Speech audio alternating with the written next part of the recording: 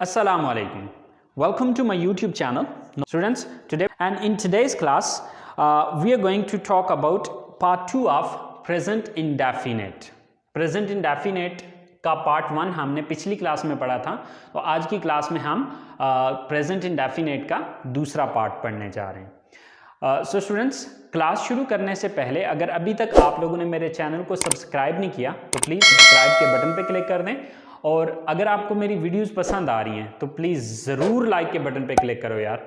और अगर आपको सीखने को मिल रहा है इन क्लासेस से तो अपने दोस्तों के साथ भी शेयर करें, ताकि ये नॉलेज सिर्फ आप तक महदूद ना रहे बल्कि उन तक भी पहुंच सके। और अगर आपको कोई मसला मसाइल हो रहा है तो प्लीज़ कमेंट्स बॉक्स में जाके ज़रूर कमेंट्स करें। तो चलें गाइस, हम स्टार्ट करते हैं पार्ट 2 प्रेजेंट इंडेफिनेट का। So students, present indefinite part 2।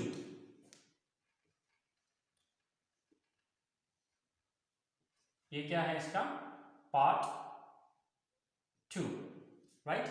अब पार्ट 2 जैसे कि पिछली क्लास के अंदर मैंने बताया था आपको कि पार्ट 2 जो उसमें सब्जेक्ट यूज होंगे वो सब्जेक्ट होगा he, she, it and singular noun. अच्छा, इसकी डेफिनेशन, इसकी पहचान सब कुछ सेम वैसे ही है जो कि आप पिछली क्लास में पढ़ चुके हैं। अब वहां पर जो सिर्फ फर्क आता है वो सिर्फ आता है स्ट्रक्चर के अंदर। जो डिफरेंस आ रहा है वो स्ट्रक्चर में आ रहा है। स्ट्रक्चर में डिफरेंस क्या आ रहा है? अब इस स्ट्रक्चर में यानी कि जब सब्जेक्ट ही, शी, इट या सिंगुलर नाउन होगा तो वहां पर फर्क सिर्फ इतना आएगा कि वर्ब की फर्स्ट फॉर्म के साथ एस या ईएस लगाया जाएगा, बाकी सब कुछ वही है। अगर आप पार्ट 1 की स्ट्रक्चर को देखें तो उसमें क्या था? Subject plus first form plus object. अब आज की स्ट्रक्चर में फर्क सिर्फ इतना है कि यहां पे हम क्या करें, सब्जेक्ट फर्स्ट फॉर्म एस या ईएस के साथ। सिर्फ ये चीज, एक जो नई चीज या चेंज आ रहा है वो सिर्फ इस चीज का है और कोई डिफरेंस नहीं है। पार्ट 1 और पार्ट 2 में कोई लंबी चौड़ी कहानी नहीं है, कोई लंबा चौड़ा डिफरेंस नहीं है। फर्क सिर्फ आता है एस या ईएस का, दैट्स इट। इसके अलावा इसमें कोई चेंज नहीं है, बाकी वही है। अगर आप एस या ईएस को हाइड कर देते हैं या यहां से रिमूव कर देते हैं तो ये स्ट्रक्चर आपकी पार्ट 1 की बन जाएगी, ठीक है। और अगर आप एस या ईएस को छोड़ देते हैं यानी कि लगा देते हैं, यहां पर लिख देते हैं, तो ये क्या हो जाएगा? ये पार्ट 2 की स्ट्रक्चर बन जाएगी, ठीक है। अच्छा, अब हमें ये चीज समझनी है, जैसे कि अब आपके जहन में एक सवाल आना चाहिए था कि सर हमें कैसे पता चलेगा कि किस वर्ब के साथ हमने एस लगाना है और किस वर्ब के साथ ईएस लगाना है। तो डियर, उसके लिए मैं आपको रूल बता रहा हूं कि कहां पर एस लगाना है और कहां पर ईएस लगाना है। आपने देखना है वर्ब के आखिरी स्पेलिंग। अगर वर्ब के लास्ट स्पेल जो है वो एस, एसएच, सीएच, एक्स या ओ, इनमें से कोई भी आखिरी स्पेल में से आ रहा है तो उसके साथ आप ईएस का इजाफा करेंगे। यानी कि जितने भी वर्ब्स जिनके लास्ट पर इन 5 में से कोई भी स्पेलिंग आ रहा है तो उसके साथ आपने क्या करना है? ईएस का इजाफा करना है, वरना सिर्फ एस का, ठीक है। ईएस का इजाफा कहां पर होगा? जहां पर वर्ब के आखिरी spell S, SH, CH, X या फिर ओ, इनमें से इन 5 में से जो भी लास्ट स्पेल जिस वर्ब के एंड पे आ रहे होंगे वहां पर हमें ईएस लगाना होगा, वरना हम सिर्फ एस का इजाफा करेंगे। मिसाल के तौर पे टीच। अब ये टीच है तो इसके आखिरी जो 2 स्पेल हैं वो क्या है? C H. तो ये देखें सी एच, अगर सी एच आ रहा हो तो उसके साथ किसका इजाफा करेंगे? ईएस का इजाफा करेंगे। तो यहां पर मुझे क्या करना पड़ेगा? ईएस लगाना पड़ेगा, सिर्फ अकेला एस मैं यहां पर नहीं लगा सकता। इसी तरह से फर्ज करें हमारे पास एक वर्ब है गो, तो आप देखिए गो का जो लास्ट स्पेल है वो ओ है, ओ, ठीक है। तो अब इसका आखिरी स्पेलिंग ओ आ रहा है तो इसके साथ फिर मुझे ईएस लगाना पड़ेगा। इसी तरह से हमारे पास एक वर्ब है मिक्स, ठीक है। तो अब मिक्स का जो आखिरी स्पेल है वो एक्स है, ओके। सो अब मुझे यहां पर ईएस का इजाफा करना पड़ेगा जब सब्जेक्ट ही, शी, इट या सिंगल नेम, सिंगुलर नाउन का मतलब होता है एक नाम, ठीक है। सो एक नाम जब होगा तो उस सूरत में एस या ईएस लगाना पड़ेगा। अच्छा, अब ये तो हमने सारे ईएस वाले देखे, एक दो हम देख लेते हैं जहां पर हमने सिर्फ एस लगाना है। मिसाल के तौर पे हमारे पास जो नेक्स्ट वर्ब है वो है वर्क। अब देखिए वर्क के एंड पे इन 5 में से कोई भी नहीं है, ना एस है, ना एस एच है, ना सी एच है, ना एक्स है, ना ही ओ है। तो यहां पर मैं ई एस का इजाफा नहीं बल्कि सिर्फ एस का इजाफा करूंगा। तो अब इसको WORKS वर्क्स कर दूंगा, ठीक है। सेम लाइक दैट फर्स्ट करें, हमारे पास एक वर्ब है रेन, यानी कि बारिश होना। तो अब इसके एंड पे इन 5 में से कोई भी नहीं आ रहा, तो मैं सिंपल एस लगाऊंगा।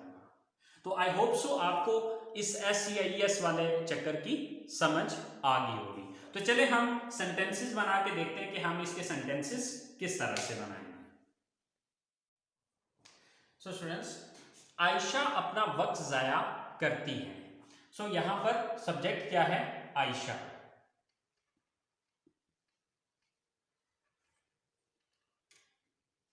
आयशा। सो वर्ब क्या है यहां पर? वक्त जाया करना। जाया करना की इंग्लिश है वेस्ट। अब चूंकि एंड पे इन चारों में से कोई भी नहीं आ रहा तो सिर्फ मैं एस लगा दूंगा। तो आयशा वेस्ट्स, अपना वक्त जाया करती है, सो हर टाइम। सो आयशा वेस्ट्स हर टाइम। आयशा अपना वक्त जाया करती है। वो अपने भाई को मारता है। सो सब्जेक्ट कौन है? वो एक लड़का है, ही। वर्ब क्या है?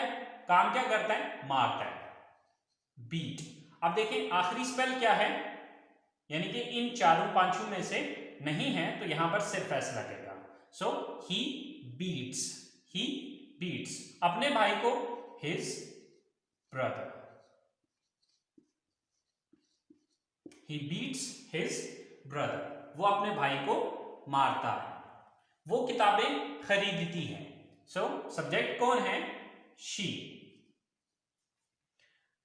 वर्ब क्या है यहां पे? खरीदना, बाय। अब वाई जो है इनमें से नहीं है तो सिर्फ इसके साथ भी एस ही लगाएंगे। शी बाइज, क्या खरीदती है? बुक्स। शी बाइज बुक्स, वो किताबें खरीदती है।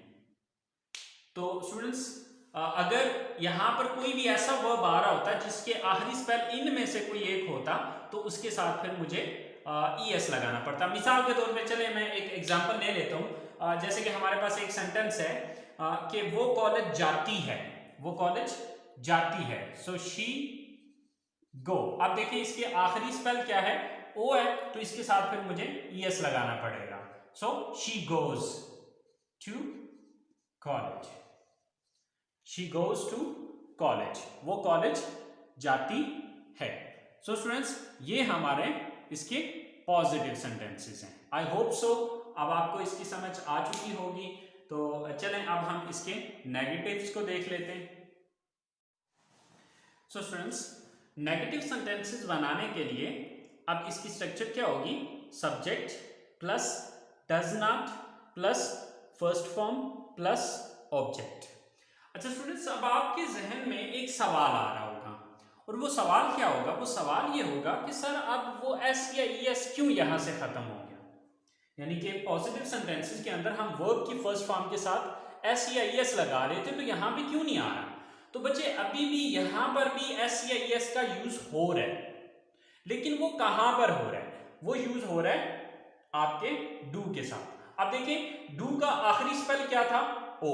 तो ओ के साथ हमने ई एस का इजाफा किया। तो जब हमने डू के साथ ई एस का इजाफा किया तो ये डज बन गया, ठीक है। यानी कि जब हम फर्स्ट पार्ट का नेगेटिव पढ़ रहे थे तो उसमें हम डू नॉट यूज कर रहे थे। अच्छा, अब आप सोचे होंगे कि सर हमने ऐसा क्यों नहीं किया कि वो एस या ई एस उधर ही रहने देते। लेकिन बच्चे यहाँ पर ये चीज आपने याद रखनी है कि ग्रामर का ये रूल है कि ये चीज जो अप्लाई होती है अपने आने वाले जुमले के अंदर पहला जो वर्ब है, चाहे वो हेल्पिंग वर्ब है चाहे वो रियल वर्ब है, यहाँ पर डू जो है ये बेसिकली हेल्पिंग वर्ब के तौर पे इस्तेमाल हो रहा है, ठीक है। तो आने वाला जो भी पहला वर्ब होगा उसके साथ ये चीज अप्लाई होगी। इसलिए मैं, चूंकि यहाँ पर पहले डू आ रहा है तो अब ये एस या एस मुझे इसके साथ लगाना पड़ेगा, वहां पर मैं नहीं लगा सकूंगा, ठीक है। तो ये बात आप देखेंगे जब हम पॉजिटिव सेंटेंसेस को डिस्कस कर रहे थे तो पॉजिटिव सेंटेंसेस में डू नहीं आ रहा था, यानी कि सब्जेक्ट के फौरन बाद हमारे पास फर्स्ट फॉर्म आ रही थी। इसलिए हमने इसके साथ SEIS का इजाफा किया था, ठीक है।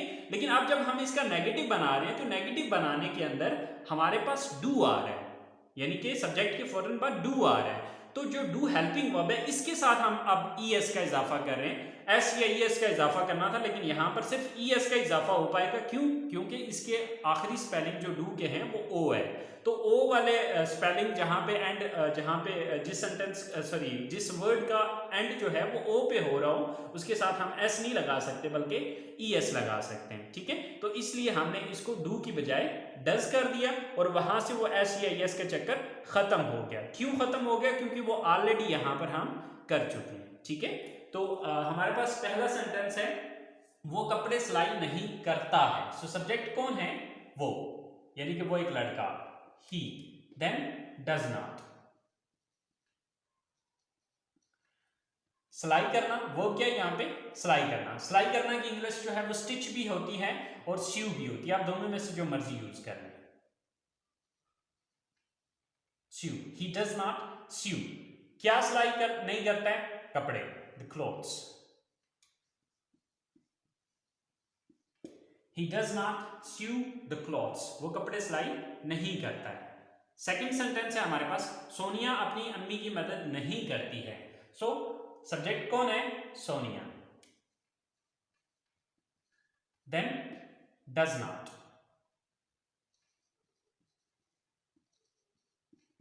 वर्ब क्या है यहां पे? मदद करना, help. Sonia does not help. किसकी मदद नहीं करती? अपनी अम्मी की, her mother. So Sonia does not help her mother. इसी तरह से लास्ट सेंटेंस है हमारे पास, वो अपनी पढ़ाई पर तवज्जो नहीं देती है। सो वो लड़की, यानी कि सब्जेक्ट कौन है? वो एक लड़की है, she, then does not. Verb क्या है यहां पे? तवज्जो देना, concentrate. She does not concentrate. किस पर तवज्जो देने की बात हो रही है? अपनी पढ़ाई, her studies. So she does not concentrate on her studies। she does not concentrate on her studies। वो अपनी पढ़ाई पर तवज्जो नहीं देती है। So students, I hope so आपको डू और डज का चक्कर समझ में आ गया होगा कि ये डज कैसे बना या किस वजह से बना, ठीक है। तो ये चीज याद रखनी है कि डज कहां पर आएगा? जब सब्जेक्ट ही, शी, इट या सिंगल नेम होगा तो वहां पर आपने डज नॉट लगा देना है। सो स्टूडेंट्स, ये हमारे नेगेटिव सेंटेंसेस हैं और अब हम इसके लास्ट सेंटेंसेस पढ़ते हैं, इंटरोगेटिव सेंटेंसेस। तो जैसे कि इंटरोगेटिव सेंटेंसेस का आपको ऑलरेडी पता है कि नेगेटिव के अंदर जिस लफ्ज के बाद नॉट लगाया हुआ है उसी लफ्ज को उठा के जुमले के शुरू में ले आना है। तो यहां पर हमने नॉट किसके बाद लगाया था?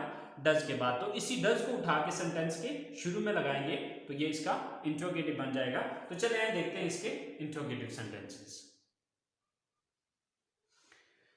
सो स्टूडेंट्स, इंटरोगेटिव सेंटेंस बनाने के स्ट्रक्चर क्या है?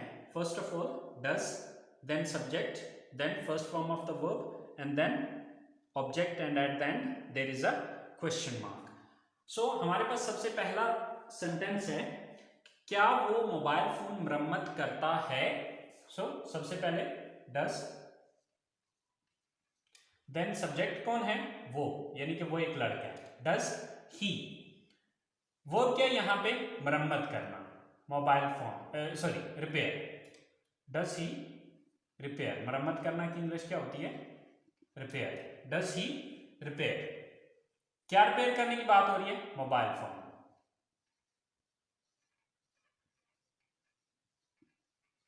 So does he repair mobile phone.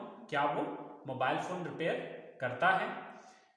Second sentence है, क्या वो अपने बड़ों से बदतमीजी करती है? सबसे पहले डज, सब्जेक्ट कौन है? वो एक लड़की, शी, डज शी। वर्ब क्या यहां पे? बदतमीजी करना, मिसबिहेव। Does she misbehave. किसके साथ मिसबिहेव करती है? अपने बड़ों के साथ, with her elders. So does she misbehave with her elders? क्या वो अपने बड़ों के साथ बदतमीजी करती है? लास्ट सेंटेंस है हमारे पास, वो क्यों कपड़े धोती है, वो क्यों कपड़े धोती है। अच्छा, अब इस सेंटेंस के अंदर हमारे पास क्वेश्चन वर्ड आ रहा है, तो यहां पर जैसे कि पिछली क्लास में मैंने आपको बताया था कि क्वेश्चन वर्ड जो है वो इसी सिंपल इंटरोगेटिव सेंटेंस के शुरू में आएगा। तो सबसे पहले क्यों की इंग्लिश आएगी, क्योंकि क्यों जो है वो एक क्वेश्चन वर्ड है, ठीक है। तो क्यों की इंग्लिश क्या है, वाई। अब इसके बाद ये स्ट्रक्चर लगेगी, why does, why does. Subject कौन है, वो शी। वाई डज शी, क्या करती है, काम कौन सा करती है, वर्क क्या है यहाँ पे, वॉश, धोती है। वाई डज शी वॉश, क्या धोती है, कपड़े। Why does she wash the clothes. So why does she wash the clothes. So students, ये इसके इंट्रोगेटिव सेंटेंसेस हैं। आई होप सो आपको प्रेजेंट इंडेफिनिट टेंस का जो सेकंड पार्ट है वो समझ में आ गया होगा। अगर फिर भी आपको कोई चीज़ समझ में नहीं आई है तो प्लीज़ आप लोग कमेंट्स बॉक्स में जाके कमेंट्स कर सकते हैं। अगर पहला पार्ट समझ आ गया तो पार्ट 1 और पार्ट 2 के अंदर जैसे कि मैंने बताया कि सिर्फ एस या यस का ही डिफरेंस आ रहे हैं, ठीक है। बाकी जो उसकी डेफिनेशन है, जो उसकी पहचान है, वो सब कुछ सेम वैसी ही है जो कि पार्ट 1 की है। तो चलें आज की क्लास को यहीं पे स्टॉप करते हैं। इंशाल्लाह ज़िंदगी रही तो अगली क्लास के साथ हाजिर होंगे। तब तक के लिए अपना बहुत सारा ख्याल रखिएगा, दुआओं में याद रखिएगा। अल्लाह हाफिज़।